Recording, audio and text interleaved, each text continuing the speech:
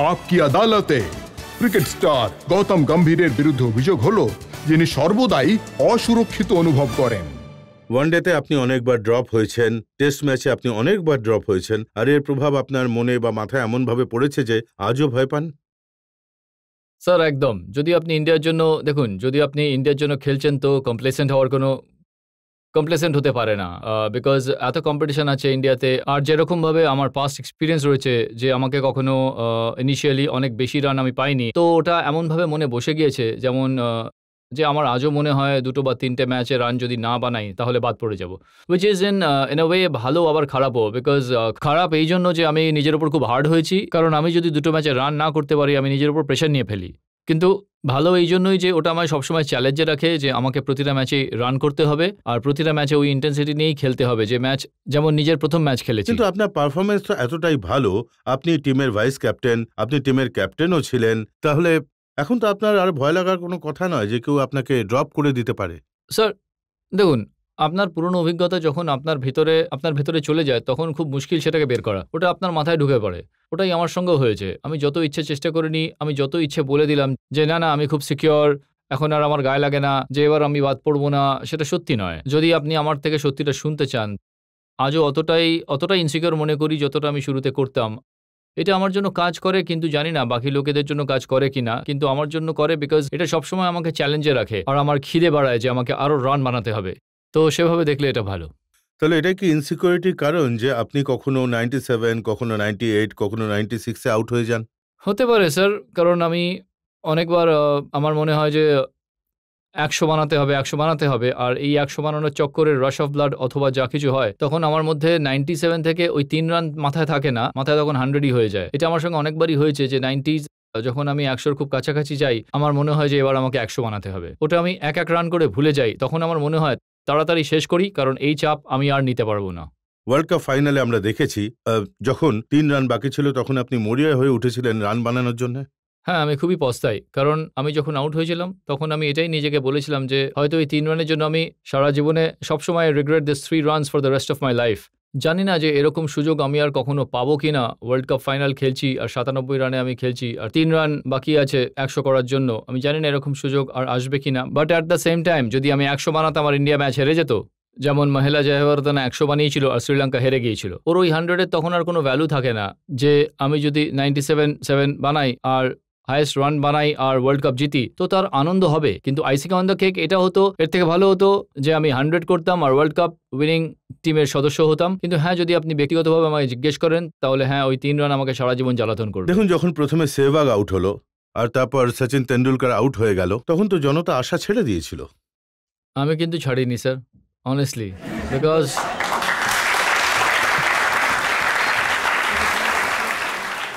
Because যদি আপনি honestly যে কোনো কাউকে যদি জিজ্ঞেস করেন, যদি আশা ছেড়ে দিই তাহলে সব ছেড়ে দিতে হবে।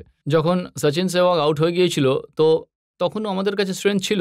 এখন যে আমরা যে কোনো স্টেজ থেকে আপনি ওয়ার্ল্ড কাপের নাম্বার 1 টিম শুধু একজন বা দুজন খেলোয়াড় দিয়ে হয় না, আপনাকে ওয়ার্ল্ডের নাম্বার 1 টিম অথবা ওয়ার্ল্ড চ্যাম্পিয়ন্স হওয়ার জন্য সবার সমানভাবে কন্ট্রিবিউশন করা জরুরি। যে 11 জন প্লেয়ার মাঠে নামে তাদের সবার কন্ট্রিবিউশন জরুরি। একজন বা দুজন খেলোয়াড় আপনাকে ওয়ার্ল্ড নাম্বার 1 অথবা ওয়ার্ল্ড চ্যাম্পিয়ন্স বানাতে পারবে না। কিন্তু যখন সচিন আউট হলো তখন আপনার বুক একবার কেঁপেছিল নিশ্চয়ই? না স্যার, কারণ আমার হাতে ব্যাট ছিল আর তার থেকে গুরুত্বপূর্ণ আর কিচ্ছু নয়। যতক্ষণ আমার হাতে ব্যাট ছিল, যতক্ষণ আমি ক্রিজে ছিলাম, কোনো কিছুরই ভয় ছিল না। হ্যাঁ, যদি আমি আউট হয়ে ড্রেসিং রুমে ফিরে যেতাম তাহলে হয়তো ভয় পেতাম, কিন্তু যতক্ষণ আমি ফিল্ডে ছিলাম আমি এটা জানতাম যে শেষ পর্যন্ত খেলতে পারলে আমরা জিতবো। আর যখন আপনি আউট হয়ে গেলেন তখন এমন স্টেজ ছিল যে যখন যেটা আমাদের উদ্দেশ্য, ওই ম্যাচটা আই থিঙ্ক ততক্ষণ মোস্ট 95% ম্যাচ আমরা জিতেই গিয়েছিলাম। আই থিঙ্ক 50 বলে 50 রান বাকি ছিল, আর আমার পরে ইউভির নামার কথা ছিল। যুবরাজ এমন একটা ফর্মে ছিল যে ও তখন থেকেই ম্যাচ আমাদের জিততে হতো, আর তেমনটাই হয়। আর ধোনিও ওই সময় ভালোই খেলছিল, কিন্তু যখন আমি আউট হলাম তখন 95% আমি বুঝেছিলাম যে we should win this game. আর সত্যিই সুন্দর ছবিগুলো যেভাবে ম্যাচ জিতেছিলেন, কিভাবে জনতা উৎসবে মজেছিল, আজও মানুষের সেই সুন্দর স্মৃতি মনে আছে। একদম। তারপরেই জানা যায় যে একটা খেলা ক্রিকেট এই দেশকে কতটা সংঘবদ্ধ করতে পারে আর কতটা খুশি নিয়ে আসতে পারে। যে পিছন থেকে অনেক কন্ট্রোভার্সি হচ্ছিল, যা স্ক্যাম হচ্ছিল ওই সময়টায়, মানুষ সব ভুলে যেভাবে সেলিব্রেট করছিল ওই ভিক্টরি। যে আপনি একটা স্পোর্টস যদি দেশকে এতটা সংঘবদ্ধ করতে পারে, তো এর থেকে বোঝা যায় যে আমরা এমন কিছু করেছি যেটাতে দেশের যে স্বপ্ন পূরণ হয়েছে। আমরা কথা বলছিলাম আপনার ইনসিকিউরিটি নিয়ে। কিছু ক্রিকেটার বলেছেন যে আপনি খুব রান আউট হন, যদিও আপনি দ্রুত দৌড়ন, আপনি ইয়াংও, সেটা ছাড়াও 3 বছরে আপনি 6 বার রান আউট হয়েছেন। দেখুন, আপনি সবথেকে বেশি ক্রিকেট বেশি খেলেছি ভিরুর সঙ্গে। খুব আমার সঙ্গে ভিরুর আন্ডারস্ট্যান্ডিংটা যেমন হ্যাঁ, মেবি বাকিদের সঙ্গে তেমনটা নয়। কারণ আমরা প্রচুর একসঙ্গে দিল্লির জন্য হোক, ওএনজিসির জন্য বা ইন্ডিয়ার জন্য, তো আমাদের আন্ডারস্ট্যান্ডিং খুবই আলাদা রকমের। যদি আমি আর ধোনি যখন দৌড়ই, তখন আমাদের রানিং বিটুইন দ্য উইকেটস খুব ভালো থাকে। কিন্তু আমার যেমন আন্ডারস্ট্যান্ডিং ভিরুর সঙ্গে বা ধোনির সঙ্গে, সেটা বাকিদের সঙ্গে নয়। মেবি সেটা একটা কারণ হতে পারে যে কারণে আমি রান আউট হয়েছি। একটা ব্যাপার এখনো মনে পড়ে, আমার অস্ট্রেলিয়ার এগেনস্টে কোয়ার্টার ফাইনালে আমি রান আউট হয়েছিলাম ইউভির সঙ্গে। ওটা যে স্টেজে আমি রান আউট হয়েছিলাম, ওটা খুবই ক্রুশিয়াল ছিল। কিন্তু আন্ডারস্ট্যান্ডিং এর উপর অনেক কিছু ডিপেন্ড করে, যে আপনার আন্ডারস্ট্যান্ডিংটা ঠিক কেমন আপনার পার্টনারের সঙ্গে। যদি আন্ডারস্ট্যান্ডিং ভালো হয় তাহলে রান আউট কমই হয়। যখন অস্ট্রেলিয়ার এগেনস্টে আউট হয়েছিলেন, তখন যুবরাজ আপনাকে নিশ্চয়ই বলেছিলেন যে আমি সেহবাগ নই, অত জোরে দৌড়তে পারবো না। হ্যাঁ, ম্যাচের পরে বলেছিল, কিন্তু ম্যাচের পরে এত আনন্দ হয়েছিল জেতার যে আমার রাগ খুব বেশি, আমি চট করে খুব রেগে যাই। কিন্তু ম্যাচ জিতে গিয়েছি যখন, তখন সবই শেষ। অ্যাট দ্য মোমেন্ট রাগ হয়েছিল, কিন্তু ইউভি যখন ম্যাচটা জেতালো, ম্যান অফ দ্য ম্যাচ হলো, আই থিঙ্ক সব রাগ শেষ হয়ে গেছিল। আপনি আর সেহবাগ যখন খেলতে নামেন তখন অনেক কথা বলেন। কথা বলি বিকজ আপনি যদি দেখেন, ওপেনিং ব্যাটিং একটা এমন ব্যাপার যেটাতে সবথেকে বেশি প্রেশার, যেটা সবথেকে মুশকিল ইন্টারন্যাশনাল ক্রিকেটে। নতুন বল খেলা, নতুন উইকেট, নতুন বোলার। তো যদি আপনি নিজের পার্টনারের সঙ্গে কথা না বলেন, তো অবভিয়াসলি আপনি কিভাবে রিল্যাক্স থাকবেন। তো দের আর টাইমস যে আমরা কি একে কথা অপরের বলেন সঙ্গে, আপনারা? ডিপেন্ড করে স্যার, যা খুশি, মানে নিজেদেরকে রিল্যাক্স রাখার জন্য, কনফিডেন্স দেওয়ার জন্য। যে 11 জন খেলোয়াড়, আপনি 11 জন খেলোয়াড়ের এগেনস্টে খেলছেন, কঠিন পরিস্থিতি হয়, বলও নতুন, বোলার ফ্রেশ, সবকিছুই আপনার এগেনস্টে। যদি আপনি আপনার পার্টনারের সঙ্গে কথা না বলে ওকে রিল্যাক্স না করতে পারেন, তো বাকিরা কেউ করবে না। তো সেটাই, যে কোনো রকম যোগ বলে দিলাম, যা কিছু একটা বলতে অথবা পারি। গান গেয়ে দিলেন। হ্যাঁ, গান গেয়ে দিলাম, গান যা কিছু করতে পারি স্যার, গান গেয়ে দিলাম বা যোগ বলে দিলাম, কিছু একটা মজা করলাম। কিন্তু চেষ্টা করি যাতে দুজনেই রিল্যাক্স থাকি, পারফরমেন্স যাতে ভালো হয়। আপনি কি এটাও বিশ্বাস করেন যে বীরেন্দ্র সেহবাগ আপনার জন্য লাকি হয়? ওনার সঙ্গে যখন আপনি থাকেন তখন আপনার পারফরমেন্স ভালো হয়? আই থিঙ্ক বীরেন্দ্র সেহবাগের সঙ্গে আমার মাঠের বাইরেও যেরকম আন্ডারস্ট্যান্ডিং আছে, ওটার থেকেও ওটা খুবই জরুরি। বিকজ অফ দ্য ফিল্ড একজনের সঙ্গে যদি সম্পর্ক ভালো থাকে, সেটা অন দ্য ফিল্ডও আই থিঙ্ক সেটা ভালোভাবে দেখা যায়। যখন আমরা দুজন একসঙ্গে ব্যাটিং করি, আন্ডারস্ট্যান্ডিংও এত ভালো হয় যে দুজনকে কমফোর্টেবল ফিল করাই। রানিং বিটুইন দ্য উইকেটও এত ভালো, আন্ডারস্ট্যান্ডিংও এত ভালো যে ও আমার খেলাটা তো ভালোভাবে জানে, আমি ওর খেলাটা তো ভালোভাবে জানি, যে আমরা একে অপরের সঙ্গে শেয়ারও করতে পারি খেলা চলাকালীন, যে তুমি ভুল করছো বা তুমি ঠিক করছো। এরকমও সময় ছিল যখন আমি বলেছি যে আমি একজন বোলারকে ফেস করতে আনকমফোর্টেবল ছিলাম, তো আমি ওকে বলেছিলাম যে আমি এই বোলারের এগেনস্টে আনকমফোর্টেবল, তুমি সামলে নাও। এটা শুধু আন্ডারস্ট্যান্ডিং থাকলেই হতে পারে। আপনি কোনো এমন কারোর সঙ্গে আপনার আন্ডারস্ট্যান্ডিং নেই, তাকে আপনি কথা বলতে পারবেন না। আমি কতবার ওকে বলেছি যে এই বোলারের এগেনস্টে আমি খেলতে একটু আনকমফোর্টেবল, তো তুমি একে ফেস করো। আমি ওর বলে বেশি খেলতে চাই এমন না। কখনো হয়েছে আপনি সেহবাগকে বলেছেন যে এই বোলারের এগেনস্টে আমি আনকমফোর্টেবল, আর উনি সেই বোলারকে এমন ধুলাই দিলেন, তারপর বোলারকেই বাধ্য হয়ে সরাতে হ্যাঁ, হলো? এটা হয়েছে। আমি বলেছি যে আমি এই বোলারের এগেনস্টে আনকমফোর্টেবল, 1-2 বার বলেছি। এতে লজ্জার কোনো ব্যাপার নেই, বিকজ যে কেউই অন্য কারোর সঙ্গে কমফোর্টেবল নাই হতে পারে, বা অন্য কিছুও হতে পারে। তো কিন্তু সেহবাগ কারোর সঙ্গে আনকমফোর্টেবল হয় না, ও সুযোগ পেলেই সবাইকে ধুয়ে দেয়। না স্যার, হতে পারে, টু বি অনেস্ট হতেই পারে, কিন্তু আজ পর্যন্ত আমাকে কিছু বলেনি। বাট ঠিক আছে, এমন নয় যে আপনি সবার এগেনস্টে কমফোর্টেবল হবেন। কখনো এমনও সময় আসে যখন বোলার ভালো বল করে, ওটাই হতেই থাকে। তবে হ্যাঁ, ও যে ধরনের ব্যাটসম্যান, ও তো ডমিনেট করেছেই সবার এগেনস্টে। যে ব্যাট আপনি ব্যবহার করেন, আমি শুনেছি যে ওটাও আপনি ওই ব্যাটটাই ব্যবহার করেন যেটা সেহবাগ আপনাকে দিয়েছে। ফর্চুনেটলি এখনো পর্যন্ত উনি আমাকে যতগুলো ব্যাট দিয়েছেন সেগুলো সবই আমার জন্য লাকি।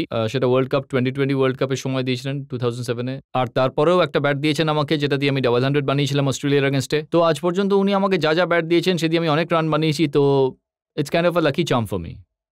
তাহলে এটা তো এক ধরনের অন্ধবিশ্বাস যে সেহবাগের ব্যাটেই যখন আপনি ব্যাটিং করবেন তখন রান হবে। স্যার, অন্ধবিশ্বাস বলতেই পারেন, কারণ যখনই আমি রান করতে পারতাম না, ওকেই বলতাম আমাকে একটা ব্যাট দাও।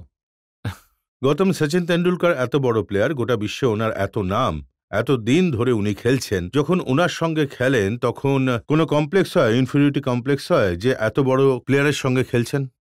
না স্যার, বিকজ আমি আমার কখনো কাউকে আমি কপি করিনি, আর না কাউকে আমি কখনো আইডিয়ালাইজ করেছি ক্রিকেটে। আই থিঙ্ক আমার নিজস্ব ব্যক্তিত্ব আছে, আর আমি এটাই চেষ্টা করি যে যেটা আমার হাতে আছে, যতক্ষণ আমার হাতে ব্যাট আছে, আমার কারোর সঙ্গে কোনো কমপ্লেক্স করার প্রয়োজনই নেই। না, আমি কখনো, আপনার কমপ্লেক্স তখনই হয় যখন আপনি কাউকে কপি করার চেষ্টা করেন বা আপনি কখনো কারোর মতো হওয়ার চেষ্টা করেন। আমার নিজের একটা পরিচয় বানানোর প্রয়োজন ছিল, আর আমি নিজের একটা পরিচয় তৈরি করেছি। তো আমার কোনো কিছুতেই কমপ্লেক্স হয়নি আজ পর্যন্ত। আর যদি আপনার কোনো আইডল হতো তাহলে তার সঙ্গে কমপ্লেক্স হতো, কিন্তু ক্রিকেটে আমার কোনো আইডল নেই। ক্রিকেটে আইডল নেই তো জীবনে অন্য কিছু আইডল আছে কি যাকে দেখে? একজনই, শহীদ ভগৎ সিং। আমি সবসময় আই থিঙ্ক ওনার ব্যাপারে he is being my biggest inspiration. আমি যদি আজ পর্যন্ত কোনো বই পড়েছি বা আজ পর্যন্ত কোনো বই পড়ে শেষ করেছি, সেটা শুধু ওনার সম্পর্কে, আর তাছাড়া আমার কোনো আইডল নেই। আমার প্রশ্ন, গৌতম স্যার, সবার প্রথমে নমস্কার। নমস্কার। আর আমি আপনাকে অনেক শুভেচ্ছা জানাতে চাই, কারণ আপনি পুরো দেশে স্বপ্ন পূরণ করেছেন ওয়ার্ল্ড কাপ থ্যাংক জিতে। ইউ। আমার প্রশ্নটা ছিল ওয়ার্ল্ড কাপ নিয়েই। আপনাদেরকে যে ট্রফি দেওয়া হয়েছিল, নিউজ চ্যানেলও দেখিয়েছিল, সেটা রেপ্লিকা, মানে ওটা রেপ্লিকা ছিল। ট্রফি ধরে আপনারা বুঝতে পারেননি যে ওটা আসলে রেপ্লিকা? মানে আপনি ধরেছিলেন তো কিন্তু? আই থিঙ্ক আমি এখনো জেনুইনলি যদি আপনি জিজ্ঞেস করেন, তো আমি এখনো জানি না, যে আমি বুঝিনি যে ওটা রেপ্লিকা ছিল। আমার মনে হয় অরিজিনাল ট্রফি আছে। বাকি তারপরে যা খবরে এসেছিল সেটা আমি এক্স্যাক্টলি কিছু জানি না, বিকজ যখন আমি ট্রফি ধরেছিলাম ভেবেছিলাম ওটা অরিজিনাল ট্রফি হবে, কারণ এত বড় একটা ইভেন্ট ছিল। কিন্তু মানে নিউজ চ্যানেলে যেভাবে দেখানো হয়েছিল, আপনাদের মনে প্রশ্ন আসেনি? আপনারা জিজ্ঞেস করেননি বিসিসিআই বা আইসিসি কে কেন এটা অনেস্টলি হলো? বিসিসিআই হয়তো নিজেই প্রশ্ন করেছিল আইসিসি কে, কারণ এত বড় একটা ইভেন্ট হচ্ছে, ওয়ার্ল্ড কাপ হচ্ছে, তো আপনারা তো রেপ্লিকা দিতে পারেন না। আর পুরো গোটা বিশ্ব খেলছে, আর এত বড় একটা টুর্নামেন্ট যদি আপনি জেতেন, তাহলে আই থিঙ্ক অরিজিনাল ট্রফি পাওয়া উচিত, আর আশা করি অরিজিনাল ট্রফি হবে। একদম, কারণ এর সঙ্গে আমাদের অনেক আবেগ জড়িয়ে একদম, আছে। শুধু আপনাদেরই নয়, সবারই। হ্যাঁ, কারণ আমাদের সবারই আই থিঙ্ক, হ্যাঁ, কারণ এত পরিশ্রম করেছিলাম, আর আই থিঙ্ক সব থেকে গুরুত্বপূর্ণ ছিল ওই ট্রফি। ওটার জন্যই গোটা দেশ চেঁচাচ্ছিল, তো আই থিঙ্ক অরিজিনাল হওয়াই উচিত ছিল ওটা। Thank you. আপনি কখনো জিজ্ঞেস করেছিলেন কোনো বিসিসিআই এর অফিসিয়ালকে বা ক্যাপ্টেন MS ধোনিকে যে ভাই এটা তো বলে দাও ট্রফিটা আসল কিনা নকল ছিল, জানা যাক? আনফর্চুনেট পার্ট এটাই হলো যে এরপরে তো সময়ই ছিল না, বিকজ তার দুদিন পর তো আইপিএল শুরু হয়ে গিয়েছিল, আর তখন সবাই এটাই ভাবছিল যে এবার আইপিএল এর ট্রফি কে পাবে।